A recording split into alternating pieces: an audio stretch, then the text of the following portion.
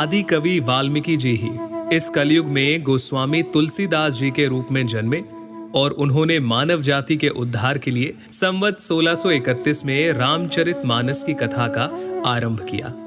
गोस्वामी जी स्वयं कहते हैं कि 4 वेद, 18 पुराण और सभी शास्त्रों को पढ़ने का फल आपको रामचरितमानस से मिल जाता है। राम जी की कथा सबसे पहले शिव जी माता पार्वती को सुनाते हैं। रामचरितमानस के बालकांड में आपको बहुत सारी कथाएं मिल जाएंगी, जैसे सती माता का भ्रम और उनके द्वारा राम जी की परीक्षा, शिवजी द्वारा सती माता का त्यागा जाना, सती माता का दक्ष यज्ञ में जाना और पति के अपमान से दुखी होकर योगाग्नि से देह त्यागना, और फिर पार्वती जी का जन्म और शिव विवाह। परंतु राम जी के अवतार लेने के 2 मुख्य कारण रामचरितमानस में आप जान पाएंगे। पहला, मनु और शत्रुपा का 10,000 वर्षों तक का कठिन तप, जहां वो प्रभु से कहते हैं कि हमें आप जैसा पुत्र प्राप्त हो, जिसके उत्तर में करुणा निधान भगवान कहते हैं, ऐसा ही हो हे राजन, मैं अपना सामान कहां जाकर खोजूं? अतः स्वयं ही आकर तुम्हारा पुत्र बनूंगा। और दूसरा कारण नारद मुनि का भगवान विष्णु को दिया गया श्राप। तुमने मुझे ठगा है, अतः अपने किए का फल अवश्य पाओगे।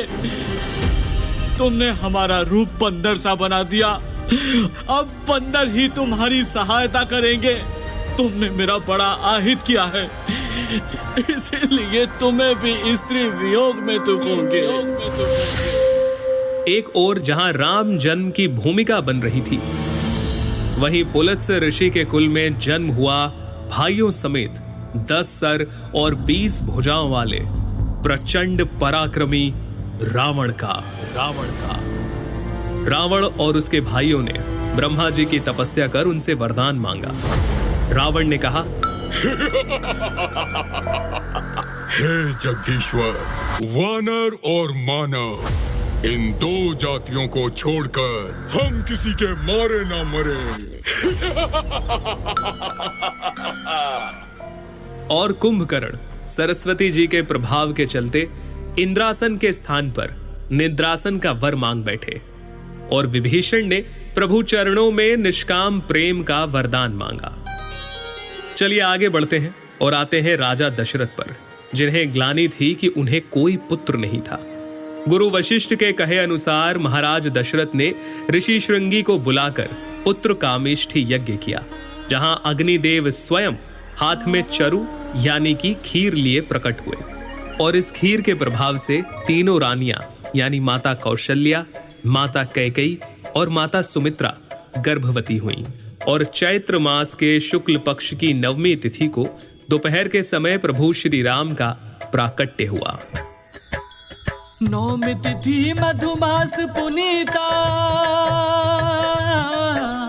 9वीं तिथि मधुमास पुनीता, शुक्ल पक्ष अभिजीत हरि प्रीता,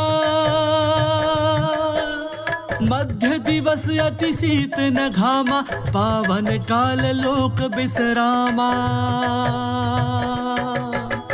राम सिया राम बोलो, राम सिया राम बोलो, राम सिया राम।